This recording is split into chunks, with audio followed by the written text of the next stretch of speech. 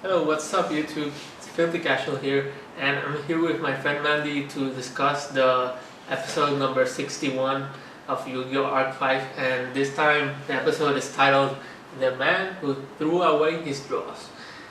And it was a continuation from the previous episode, which had Yuya dueling against Shujiro. Um, and Shujiro had Yuya in a tight spot. He basically had him in a kind of a soft lock where if Yuya pendulum summoned, he would get everything bounced back to his hand, and every time he drew a card he took 1500 points of damage. And considering that in the anime every duel starts with 4,000 life points, excuse me, you could get knocked out in 3 turns, so he was basically put into a corner very early on. And well, that's what's kind of been happening in that episode. Any observations, Mandy? Yeah, I want to speak about Chojiro's Synchro Monster, Guardian Ameshiko. Last time we spoke about its effect, about the burning damage that Synchro Monster caused. And well, now that I checked the card, I realized that it has 2 more interesting effects. The first one is that the user of that Synchro Monster may skip his or her own draw phase, meaning that he won't take any damage from its Synchro Monster. Also, the second effect is that if you don't want to skip your own draw phase, the rest of its effects are negated. So it's kind of very interesting effect that this Synchro Monster have. Yeah, so as the duel went on, Yuya kept struggling like for 2 turns. He basically got himself to 1,000 life points, and he kept setting monsters to avoid being attacked because at this point, since Shujiro wasn't drawing and he only had like 3 cards on the field, the Synchro Monsters and No Cheatings Allowed and a second back row, Yuya could basically set a monster and get away with not taking any attacks directly because there wouldn't be a change in his opponent's field. He wouldn't be summoning another monster, so Yuya was safe for 2 turns, simply just setting a monster until he drew Performapal Rain Goat. And what was its effect again? Well, when you will take effect damage, you may send that card instead. You send that card from your hand into the graveyard and you avoid taking damage, so he bought himself an extra turn.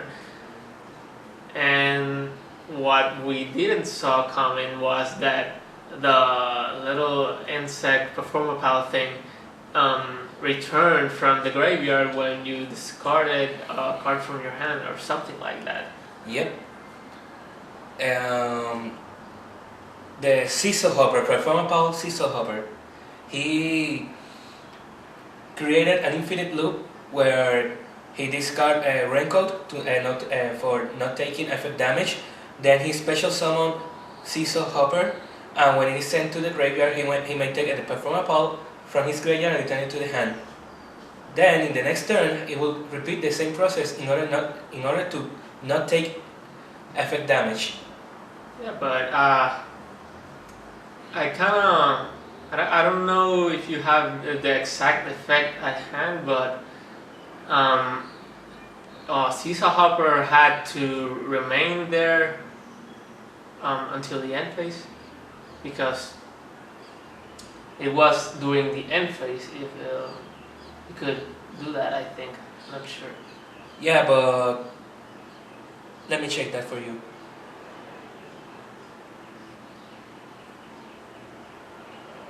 Yep, it's in the opponent's end phase.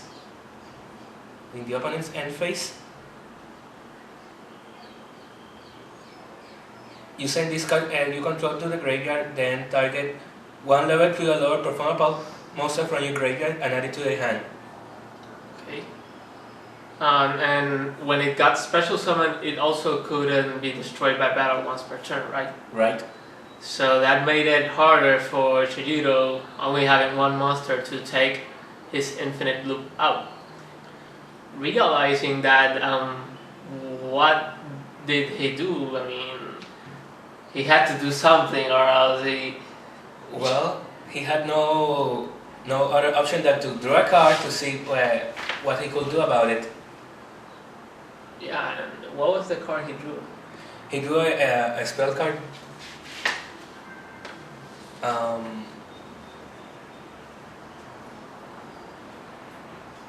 What is its name?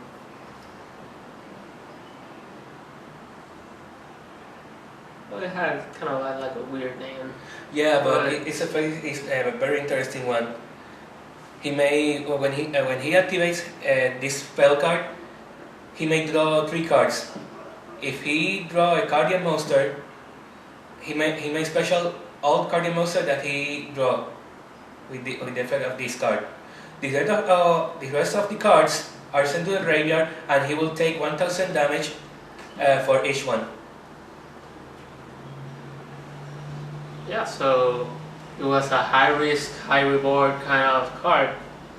And as you may already know, if you saw the episode, he drew the 3 Guardian monsters, Yep. including one that modified the others' levels, and a tuner. And it's a tuner monster, so he made a second synchro monster, which inflicted piercing damage. That was its effect, right? Yep, that's its effect. By the way, the spell card is named Shokoi Koi. It's a very weird name. Yeah, Japanese type thing, name, Chinese. I don't know. So you would think that if he would have drawn a turn earlier, or like the 2 turns that he didn't draw, he would have taken out Yugioh, man. Yeah, that's what I think precisely. If he drew this card earlier, he will won the duel, because he will synchro another monster and he will attack for gain. That was kind of weird, but But he was afraid of drawing. What was he afraid of drawing? well, it was because his past. In his past, he was kind of like an entertaining duel. He wants to show people that dueling is for fun. No matter if you lose, if you win, the important thing is having fun, and that was his motto. Do not take proud for your victories. Do not be ashamed of your losses. Just have fun while dueling.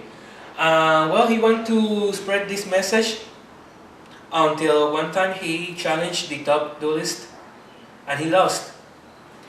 He challenged duelists from the tops, not the top duelist. Yeah, exactly. And then, afraid for losing, he tried to cheat, taking a card from his sleeve, literally, and because of that, he got arrested and sent to prison. Yeah, he's tagged. Yeah.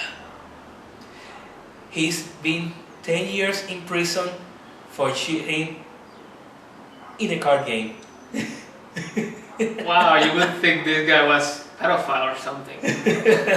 But he actually got caught stacking, and you know what happens to cheaters? Yep, no cheaters allowed. They get thrown into jail. Of course. Well, and this story kind of reflects his dueling style, because from this moment he opted not to draw cards, and he tried to play by the cards that he have at the beginning of the game. He just dueled for power, not for fun, and he threw away his dreams. Or like the title of the episode, the man who threw away his draws. It's like a gameplay, the man who threw away his dreams. Kind of sad, right? Yeah, I mean, it had to be Yugioh who taught him this lesson because Yugioh thinks that smiling is more important than eating. of course. Exactly. Smiling is more important than eating. Remember that. As long as you have a smile on your face, doesn't matter if you don't have food on your stomach. Of course. I bet Crow would disagree. Of course. Well, anyway, That's the reason that they end in jail. No, that's the reason they do. They got in jail because they got caught. Yeah, I know, but well, You know, we don't want people to think that you get thrown into jail just for dueling. I mean, it's enough that you get thrown into jail for stacking cards, let alone dueling. yeah.